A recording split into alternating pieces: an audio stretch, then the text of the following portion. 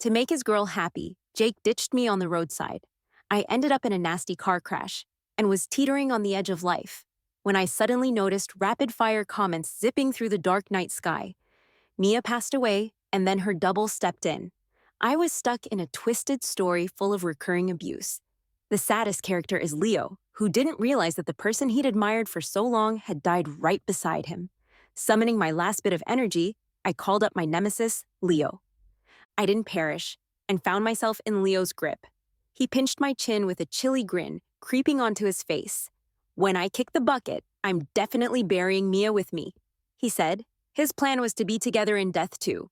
What's that if not true love? Love my freaking ass. He was clearly out to kill me. Then, out of nowhere, Leo leaned down and kissed me. I had a massive fallout with Jake, and he left me stranded by the road. The fight was all about his new intern at work, Lily. They say she's my spitting image, but younger and way more chill. While we were in the car, Jake got a distress call from her. On the phone, she was bawling, saying she had too much to drink and was getting hassled outside a bar. I shot him a sneer and asked, "If she's getting hassled, why didn't she hit up the cops instead of you?" On the other end, Lily heard my voice and tearfully apologized. "Sorry for bothering you." Jake and I go way back, like childhood friends, but things got icy after our families pushed us into a business marriage. We each have our own lives and keep our distance, but for some reason, I just couldn't stand Lily. I'd even go as far as to say I hated her. Jake called his assistant to scoop Lily up before turning back to me sneering, "Why do you hate Lily so much? You jealous or what?" "Wasn't jealous, just hated her," I replied, my voice trailing off as I noticed words floating outside the windshield.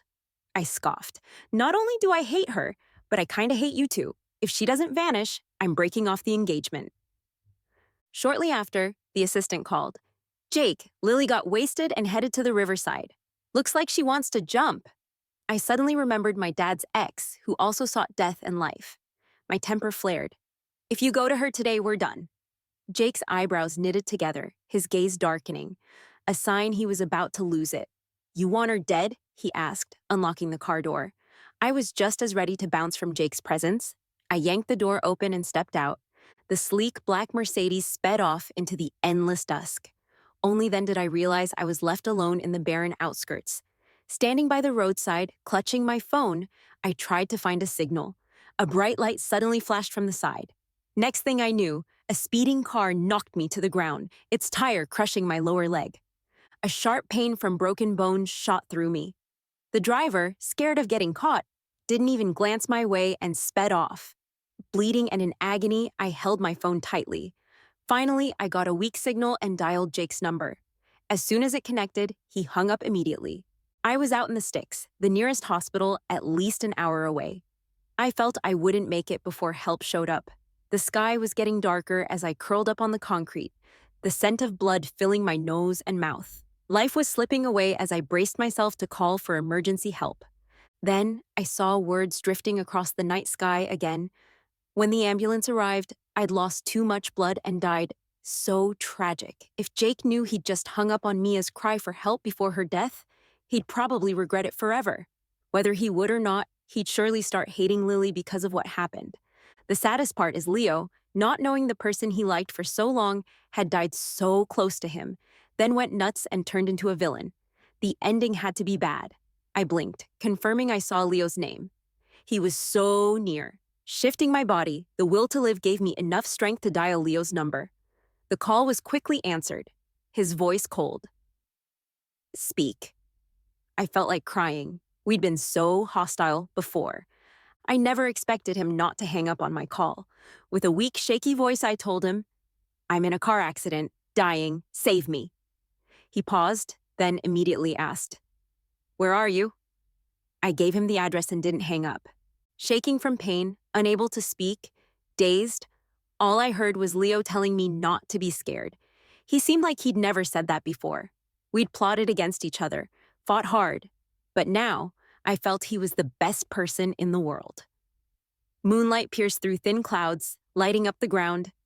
As the cold wind blew, my body temperature dropped with the blood loss. Shivering, struggling to open my eyes, I saw Leo rushing towards me in a panic. Before darkness took over again, words appeared before me once more.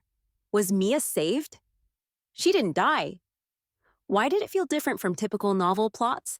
Suddenly, it seemed intriguing. So I kept reading. During my 2-week coma, I gradually figured it out. The words I saw were called bullet comments. Through them, I learned I was a supporting character who died early in a novel. Jake was the male lead, Lily, the female lead. And after my death, Lily, who looked like me but younger, took my place, starting a deep and abusive love story with Jake. I thought Jake didn't care about me anymore, but turns out he always had me in his heart. After I died, he couldn't forget me so much that he had both love and hate for Lily. Honestly, I found this novel's plot pretty gross. I hadn't even found peace after death becoming part of the abusive love between the main characters. On the day I woke up, the bullet comments started again, flooding the screen. Mia woke up. She really didn't die. Jake still thought she had just vanished in anger and kept hanging out with Lily, waiting for her to apologize. My fingers moved lightly, and Leo, lying by the bed, immediately opened his eyes. He stared at me blankly and quickly called the doctor. While the doc checked me out, Leo sat beside me, eyes fixed on me. After listening to the doctor's orders, he walked over. I noticed the dark circles under his eyes, like he'd been watching over me day and night. He looked down, his expression dark and unclear. "Why'd you call me?" I didn't know how to explain, so I just croaked out. "I accidentally dialed your number. Thanks for saving me." Leo's dark eyes were cold. The doctor said I was okay now. Since I was awake, "Call your fiancé to pick you up," he added. I whispered, "Maybe we can be friends." With his tall figure backlit, darkness deepened under his brow, and he coldly said, "Mia, being friends with you would cost me billions." Leo had climbed up the ladder step by step. No connections, no backup. So his methods were ruthless. He'd do anything to snag business deals, gaining a notorious rep in the business world. 3 years ago, he'd taken 2 projects from Jake back to back. In retaliation, I'd approached him deliberately. Surprisingly, he wasn't too guarded around me, and soon Jake and I snatched the most important deal from him, costing him billions. This money might not matter to Leo now, but 3 years ago, it was a crippling blow that nearly broke him. The last time we met, he'd threatened me, fiercely pinching my face. "Mia, next time, I'll personally kill you." But this time, instead of killing me, he saved my life. I watched him walk away and sighed softly, realizing he probably wouldn't deal with me anymore in this lifetime. Then, another line of bullet comments floated before me. "Call him baby and see if he answers." Prompted by this unexpected tip, I hesitantly whispered, "Baby." Leo stopped in his tracks, standing at the door, looking tense. He actually heard it. I stared at the buzzing bullet comments on the screen, my ears burning, wishing I could disappear. Leo slowly turned around, asking, "Are you out of your mind?" I buried my head in the blanket, peeking at him through a gap. According to the bullet comments, Lily was the daughter from my dad's affair back then, and now my dad had acknowledged her. Following the plot, after my death, my dad had Lily marry Jake as my replacement. With a new daughter now, my dad didn't seem too sad about my death, even though he had begged me to agree to marry Jake for his company's sake. It seemed my interest would never matter as much as his. Rather than going back now and being treated like a pawn by my dad, forced to marry Jake, I'd rather pretend to have lost my mind. Emerging from the blanket, I told Leo, "At first, my dad made me marry you to settle a debt. Even though it was a business marriage, you don't have to be so cold towards me. We can be friends." The night was deep. Leo's figure blended into the darkness, his deep eyes unreadable. I coughed weakly and said, "Leo, I need some water." He went to the table, poured a glass, then walked over, gently holding me up, and started feeding me water. "Mia, if I find out you're lying to me again, I'll really kill you," he warned, his voice menacingly cold. Shaking slightly, I started coughing, choking on the water. Leo set the glass down, patted my back lightly, a faint laugh escaping him. "Slow down, your face is all red." After my breathing eased, Leo tucked me in, sitting by the bed, feeling my forehead for temperature, then called his assistant.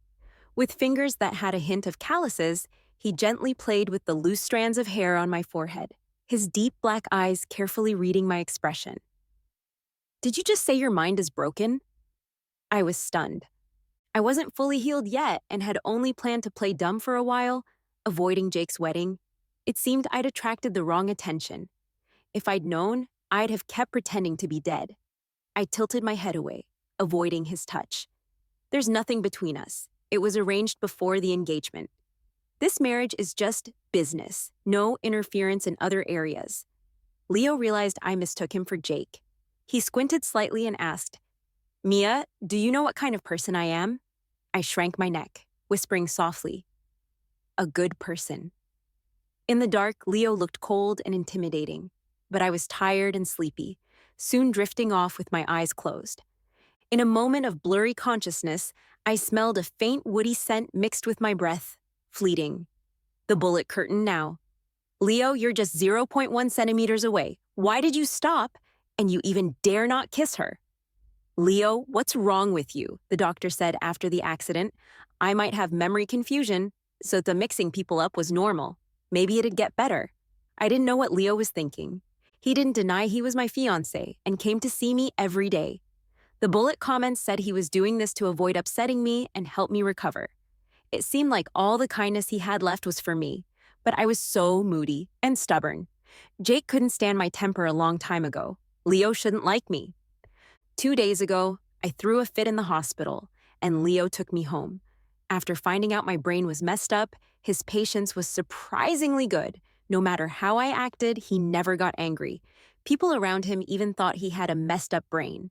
The weather quickly turned to early summer, sunshine streaming through the blinds, bringing warmth even in the breeze. My legs were treated, and I could finally walk. Leo was sitting beside my bed, slowly peeling an apple.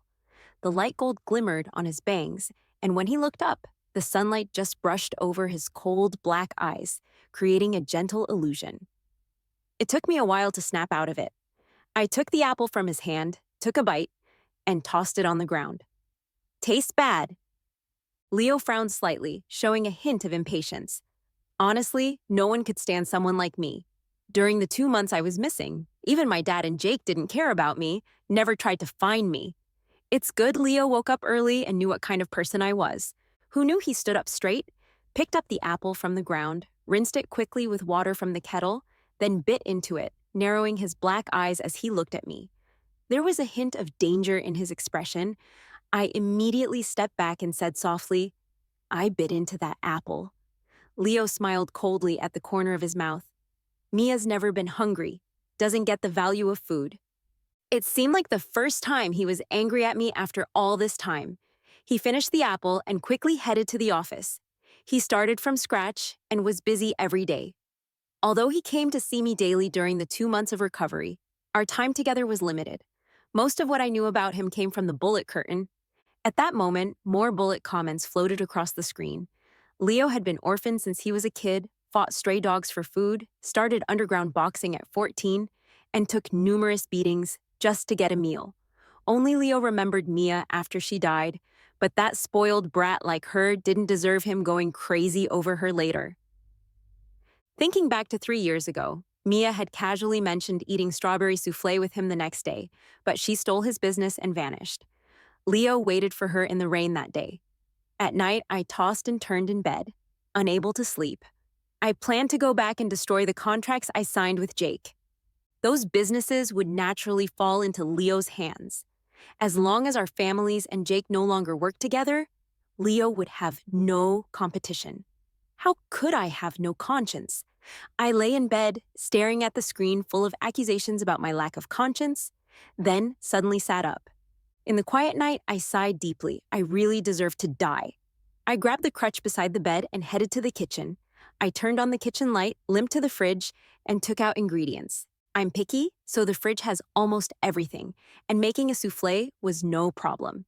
After cooking the batter, squeezing some cream on it, and placing fresh strawberries on top, I looked at the exquisite dessert on the plate and snorted coldly. Let's see who dares to say I'm not sorry to Leo. Did you call me? My body stiffened as I slowly turned around to look at Leo, who was leaning lazily against the doorframe. I didn't know how long he'd been standing there, but I quickly figured it out from the bullet comments. It seemed he'd been there since shortly after I entered the kitchen. I couldn't help but complain, "Are you a ghost, standing behind people without a sound?" He walked into the kitchen, pulled his lips. "Why didn't you call someone if you wanted to eat? Why sneak into the kitchen in the middle of the night like a ghost?" I pushed the souffle towards him. "I made it for you." Realizing I said the wrong thing, I quickly fell silent. Leo was momentarily taken aback, then tilted his head slightly to look at me. Just remembered everything, finally stopped calling me husband randomly. After calling me once, I pursed my lips and said, "I wasn't the one you were calling." The smile in Leo's eyes vanished instantly, and he lowered his voice to ask, "Then who were you calling?" As I stood on one foot, I subconsciously took a step back. My foot stumbled, almost making me fall. Leo quickly grabbed my waist, lifted me up, and sat me down on the kitchen island. "Don't move." His low voice sounded especially alluring in the silent night. My breathing suddenly became erratic. With his hands on my sides, he glanced at the plate and asked, "Did you make this for me?" I nodded lightly. "But I don't like sweets. If you don't want it, just throw it away." I paused and said playfully, "Feed it to the dog." Leo picked up the spoon and started eating from the plate, a faint smile playing on his lips. "You cook well." Suddenly, he handed the spoon to my lips. "Taste it." Pink barrage comments flashed on the screen, and beside the man, I realized our interaction was getting way too ambiguous. I turned my head slightly and said, "I don't eat these at night. It'll make me gain weight." Leo pinched my chin, forcing me to look up at him. "If you don't eat it, I might think there's poison in this cake." He chuckled, and a strange emotion filled his dark eyes. "I can't die alone, right?" I bit into the cake on the spoon and glared at him, calling him a dog. Mia didn't get mad but laughed, feeding me while eating herself. The sweet smell lingered in the air as we quickly finished the souffle on the plate, even though there were only the two of us in the kitchen.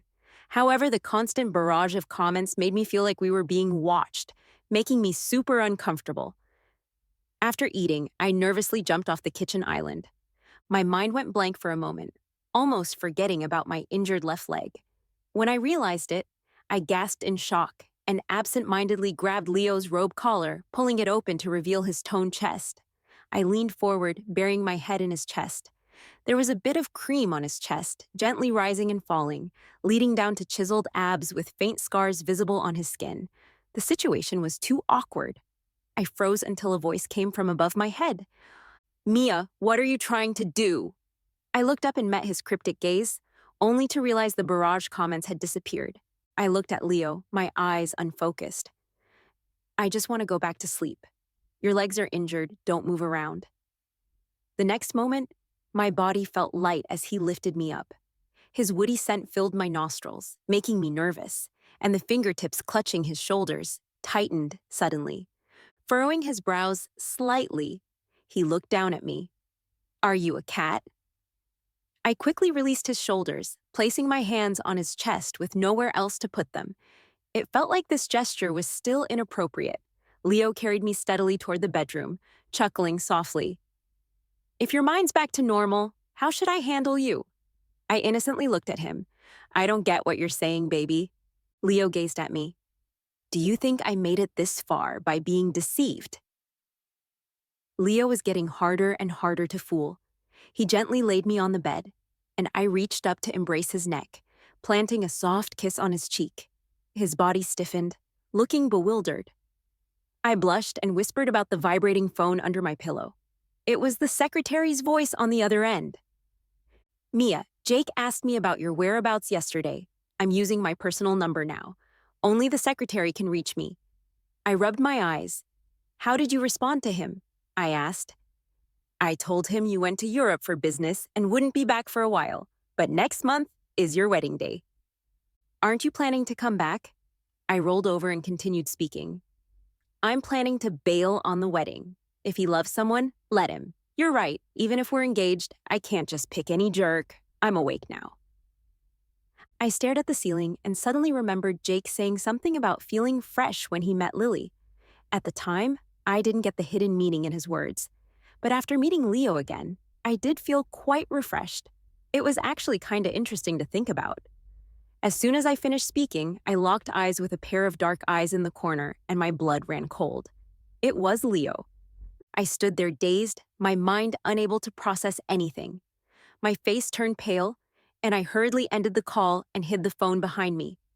"What are you doing here?" The barrage comments in front of my eyes. "Why is Leo still wearing the same robe from last night? Did he stay here all night?" I snapped back to reality, trembling as I asked him in a shaky voice, "You were here all night?" Leo propped his head on his hand, staring at me, and simply said, "I was wondering all night why you kissed me." And before I knew it, it was morning. Can a person really think about that all night? This dude must have some issues. I tried to calm myself down. Nope, couldn't calm down at all. Leo stayed in my room all night. That means he heard everything I said to the secretary on the phone earlier. I'm really in deep now. Leo stood up, walked slowly towards me, and smirked coldly. I didn't get it at first, but when I heard him on the phone just now, I figured it out. He grabbed my wrist, looked down at me menacingly, and said harshly, "Mia, so all this time you've been playing me." Veins bulged on his forehead. He was really pissed. His grip on my wrist tightened, and for a moment I felt like my bones were going to break. I winced in pain, and he loosened his hold a bit, immediately letting go. I rubbed my wrist, dared not look up at him, and whispered defensively, "My mind was hazy from last night." Leo chuckled. "So, when you called me baby last night, was that in your right mind? Tell me, how do you plan to mess with me this time?" I met his gaze with red eyes, tears welling up from the pain around mine. "No, I wasn't. I've been thinking straight," I replied. He reached out, lightly brushing the corner of my eye with his slightly rough fingertips, while his other hand held my reddened wrist, gently caressing it. "That's not gonna work. You can't bail out of the game or I'll retaliate before you can react." He lowered his head and bit me hard at the base of my thumb. I couldn't help but curse at him, but he didn't get mad. Instead, he looked down at me with a slight smile. "Psycho," I cursed in my mind. Suddenly, my phone rang behind me. Before I could react, Leo snatched my phone and answered it. Soon, Jake's voice came through. "Mia, our wedding is next month. Where did you go?" Jake took the secretary's phone. Leo's expression darkened. I reached out to grab the phone from his hand, but he stepped back, and I ended up falling into his arms. He held my fingers, and the warmth of his palms spread to mine. I mouthed to him, "I don't want to marry him. Don't let him find me." Leo paused, his icy glare instantly softening. On the phone, Jake started to threaten me. "Mia, I know you're trying to dodge the wedding. If you don't show up next week, I won't mind finding a new bride.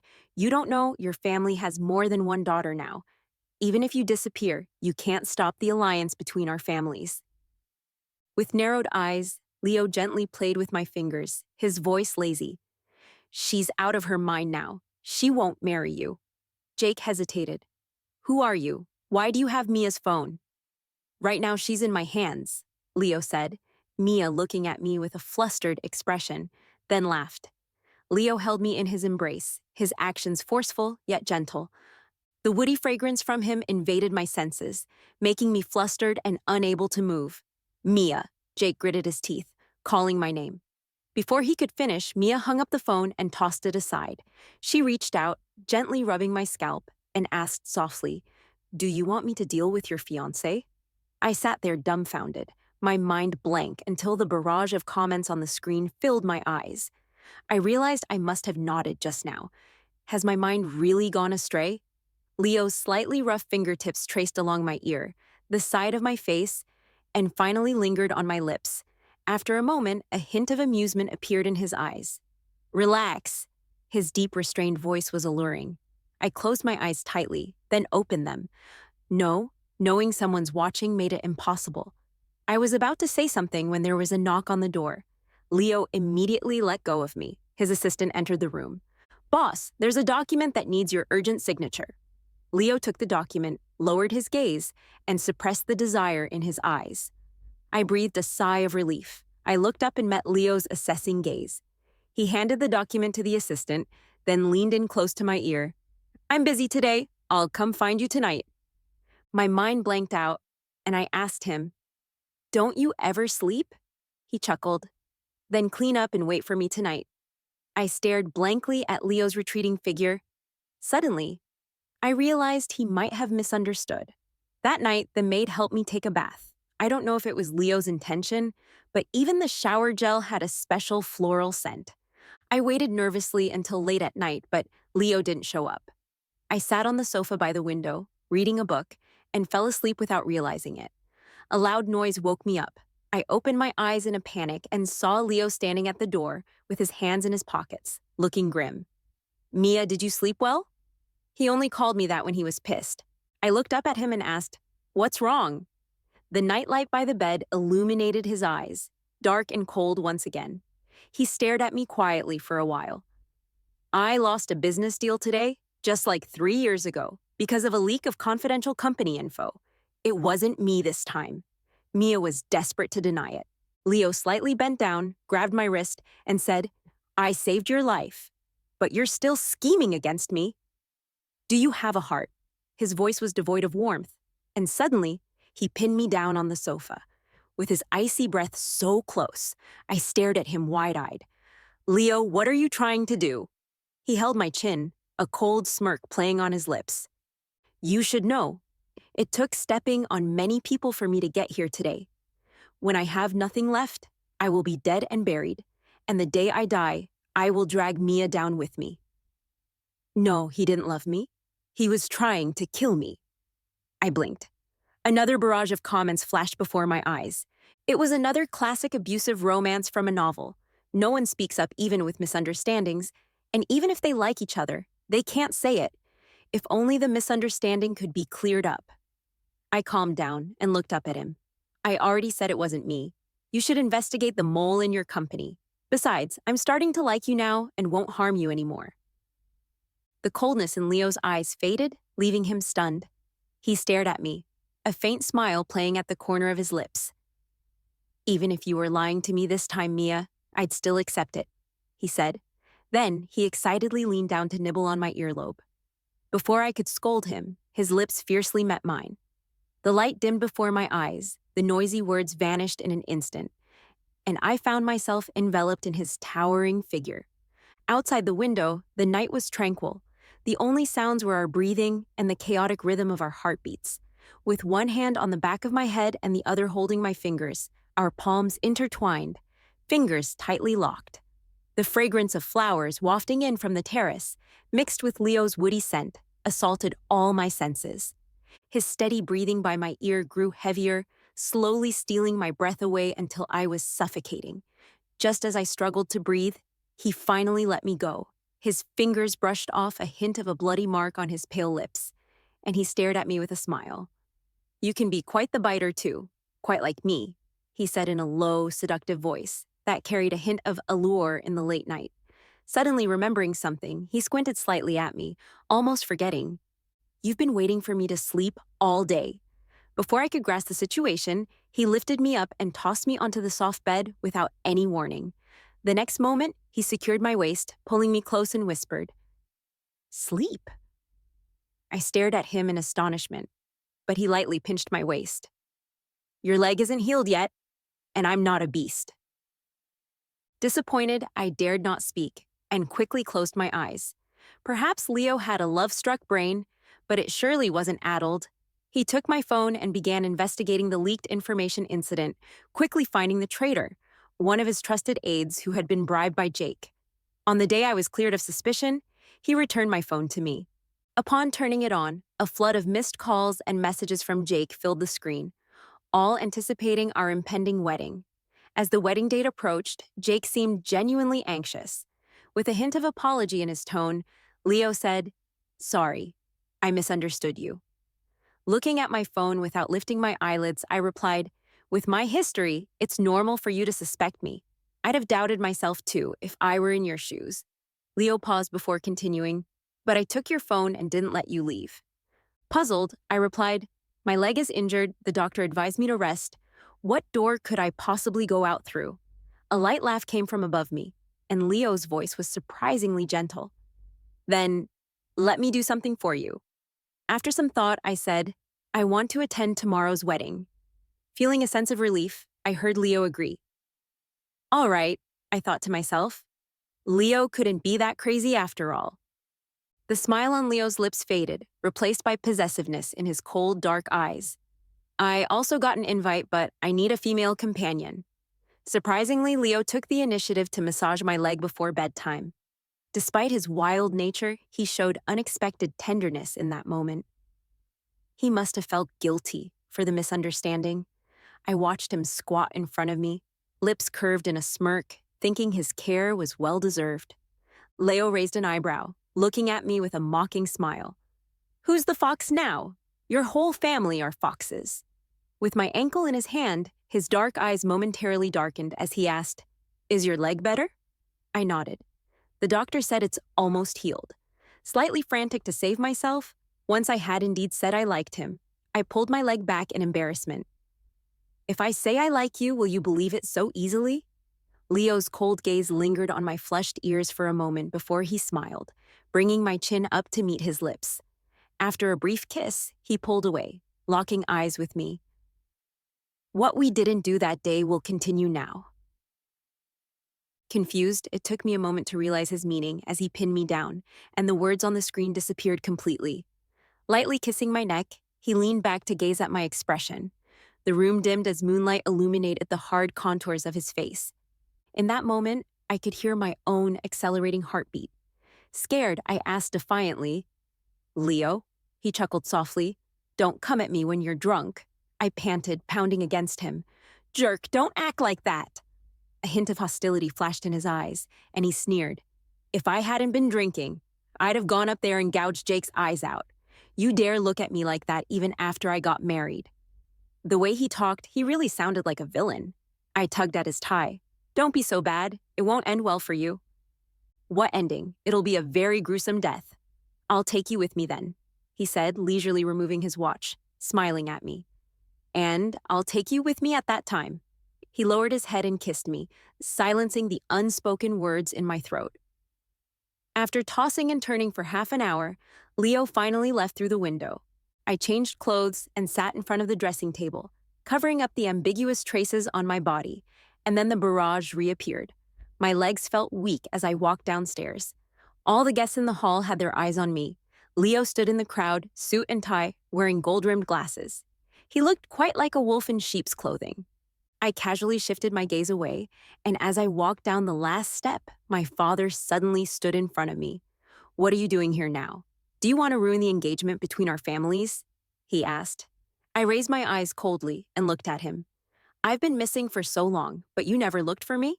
During this time, you found a new daughter, and you arranged for her to marry Jake instead of me, making our family a laughingstock." With those words, my father publicly slapped me. My face turned to the side, with a faint taste of blood between my lips. The whole room fell silent. Leo, with a cold expression, was stopped by my gaze before he could do anything. My father pointed at me and scolded, "Get out!" I had always been obedient and never openly opposed my father like this before. "This is my home," I sneered. "From now on, Lily is your daughter, and I am just myself." My secretary hurried to my side and handed me a document. After signing it, I threw the document directly in front of my father. "You always said the company was your life's work, so I didn't fight for it all these years, letting you sit comfortably in a high position. But you probably forgot that the company was built by my mom and you together, not solely by you. You probably don't know that before my mom passed away, she acquired a lot of shares in various companies and quietly left them to me. So now I am the largest shareholder in the company. Tomorrow, I'm going to hold a board meeting. Make sure you attend on time," I declared. My father looked at the document, completely dumbfounded. My eyes fell on a middle-aged woman behind my father. She was Lily's biological mother, my father's unforgettable first love after marriage. If I had really died in that car accident, what should have belonged to me and my mom would have ended up in her and Lily's hands. It's ridiculous to think about it. I bypassed my father and walked up to Jake's parents. "After I become the leader of the company, our cooperation with Jake's family ends today. It's hard for you to act out this drama of changing brides today." Jake's father turned pale with anger. "Not cooperating with Jake's family anymore? Who else would you do business with in the future then?" "I could." Leo's voice suddenly rang out. "Who else would you do business with in the future then?" I shook my head. Jake, your business is bigger than ours for a reason. You still can't say such things. Leo walked slowly to my side, turned his head, and asked me, Mia, don't you mind getting your hands dirty? I was stunned for a moment. Leo coldly smirked. Since you don't have the habit of picking up men from the trash can, you shouldn't stay here. I almost burst out laughing. Leo had such a sharp tongue. Throughout the whole event, Jake had been staring at me intently. He seemed to be muttering something to himself. After reading the barrage, I realized he was saying I would never find anyone who loved me as much as him in my life. If I insisted on walking into the fire, he wouldn't care about me anymore. No wonder Lily, standing next to him, was so upset. I didn't look at Jake again. I just followed Leo out. Just as we exited the door, my high heels twisted, and my ankle felt a sharp pain. I looked at Leo's back and couldn't help but mutter, "Why walk so fast?" Leo heard my complaint and stopped, turning around to look at me.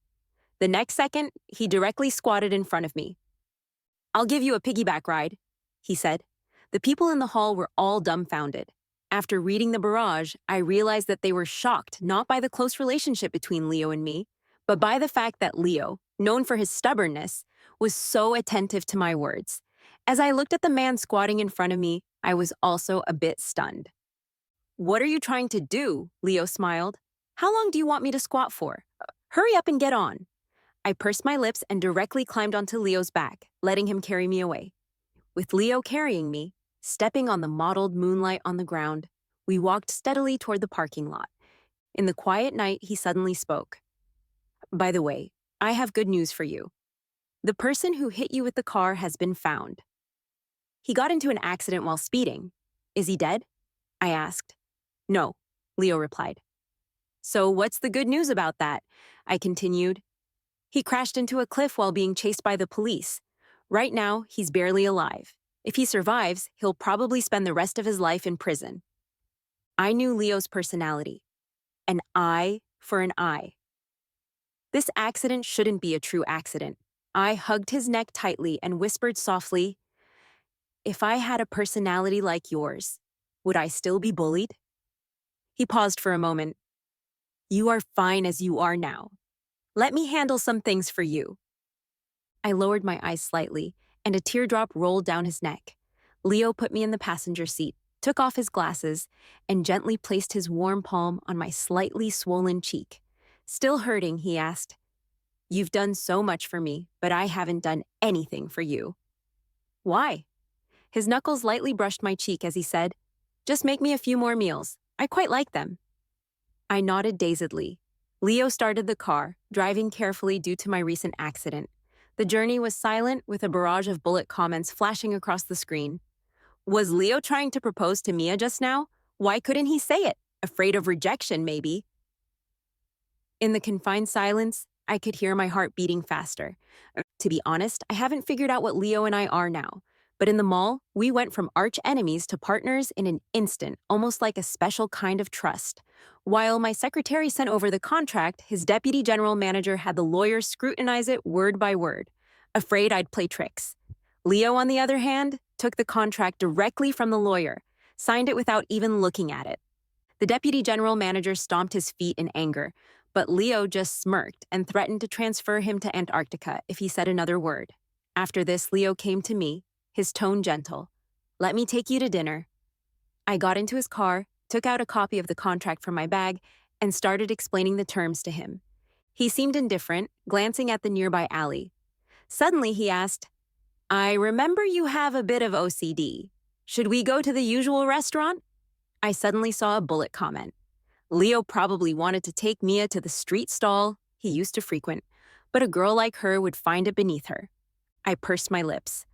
"I'm tired of that. Why don't you take me to your favorite place?" He chuckled. "My favorite place might seem too rough for a lady like you." I turned to look at him. "I think you're pretty rough yourself, and I don't mind." Leo chuckled and accelerated, taking me to the Old Town area. Parking the black Bentley at the alley entrance, he grabbed my hand and led me to a shabby street stall, asking again, "Are you sure you want to eat here?" "Sure," I replied, sitting on a plastic stool as Leo quickly ordered dishes. Despite being a street stall, the tableware was clean, washed with boiling water. As I watched him casually, memories of his tough past surfaced, making me feel a twinge of sadness. The food arrived quickly, and he served me a dish. I looked at the smile on his face and said, "Tastes good." Then Leo brought up the topic of my father wanting to cut ties with me. I nodded. "They think I've been deceived by you, and soon the whole company will be in my hands causing bankruptcy." I retorted, "It's already good enough. If I haven't deceived you, I won't deceive you." "Mia," he said softly, "you told me you liked me. Was that true?" "Yes, it was true," I said. Leo laughed lightly. "You sound like you're lying now." I snapped and kicked his leg under the table, muttering, "Jerk!" "This doesn't sound like a lie," he responded. Suddenly, I understood the feeling of powerlessness described in the barrage of comments, even if I had the words. The neighborhood didn't seem safe. A few thugs at the next table eyed me maliciously. Leo took out money from his wallet and said, "Let's go. I'll cook you noodles at home."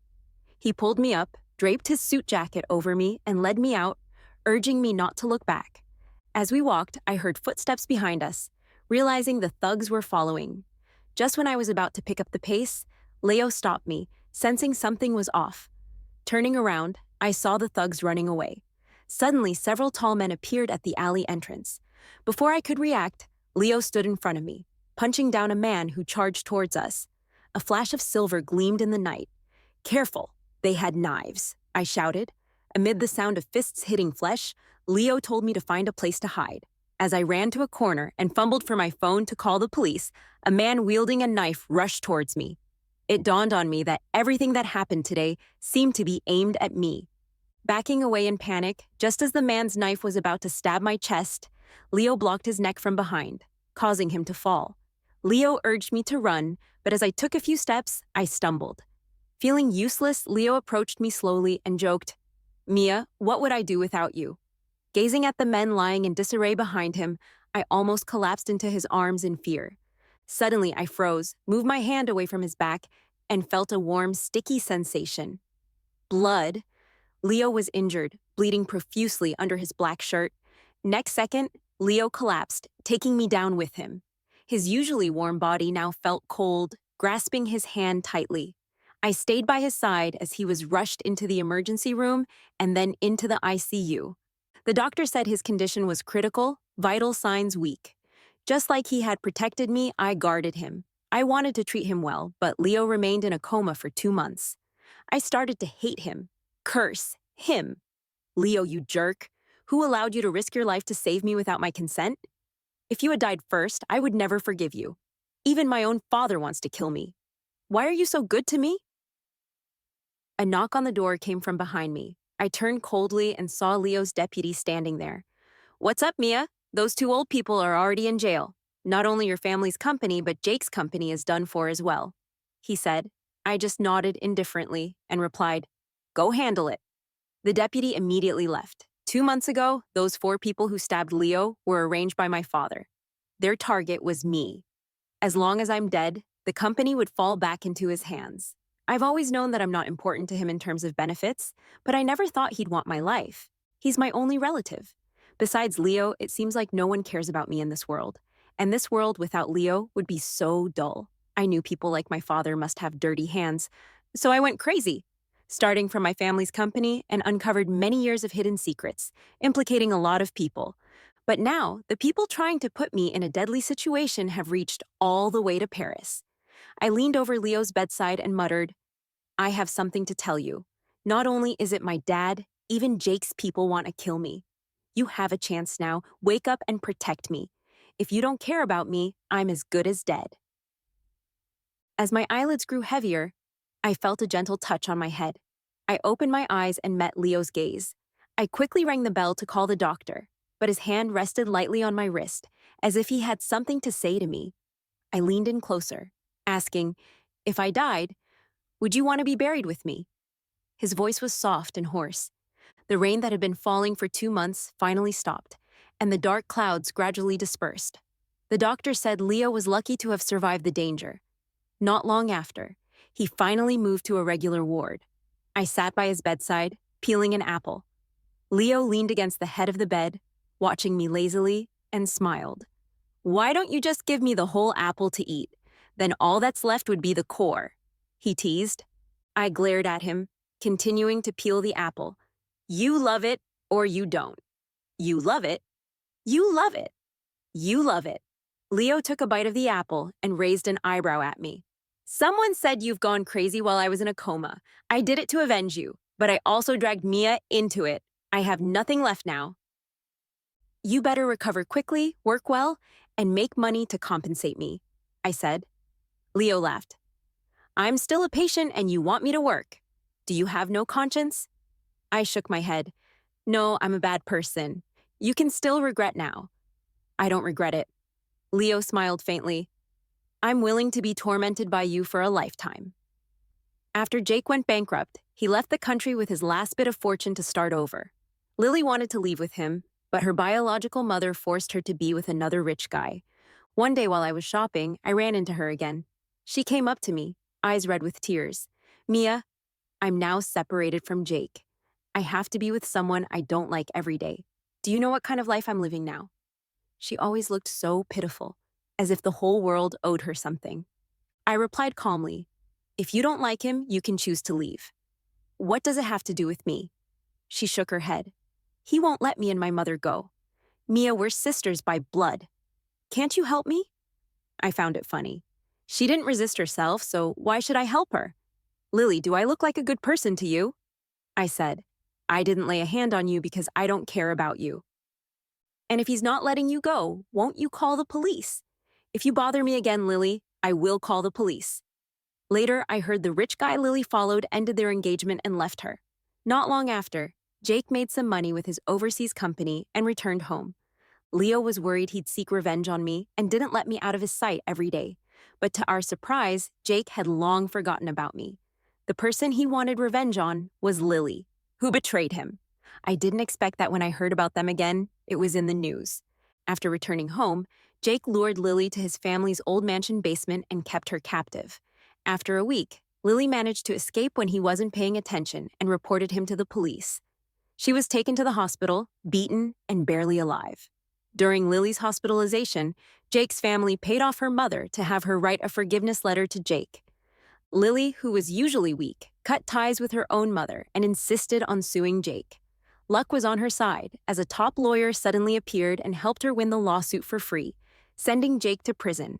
I lazily leaned against Leo's chest, watching TV. He glanced down at me, chuckled softly. Mia, do you have a special fetish for tearing off my clothes? He teased. I took a sip of watermelon juice he handed me and replied, only this way can I have some peace and quiet. Was the lawyer who helped Lily from your high school arranged by you? He asked. I suddenly felt like doing something good. Leo held me close, lowered his head with a hint of stubble on his chin, and rubbed his head against mine gently. Could you do one more good thing for me? I asked. What is it? Without a word, Leo went back to the room and changed into a white shirt he rarely wore. But when he did, he looked immaculate. Combined with his insanely handsome face, my heart unexpectedly raced, and my mind went blank for a couple of seconds before I mumbled, What do you want me to do? He walked closer, looked at me with a serious gaze, and said, When you woke up, I asked if you would want to be buried with me if you died. I didn't understand what he meant at first. It was only when the screen filled with live comments that I realized Leo was proposing to me. I didn't know if I was touched or angry, and I punched his chest angrily. You jerk! Who proposes like this? Leo laughed, grabbed my hand, and kissed the back of it gently.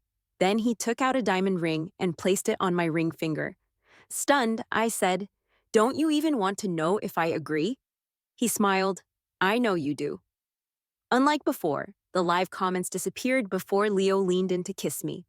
And that prolonged, passionate kiss lasted for quite a while. Leo wiped away the tears at the corner of my eye and softly said, There was something I seemed to forget to tell you earlier. Mia, I love you for a long time.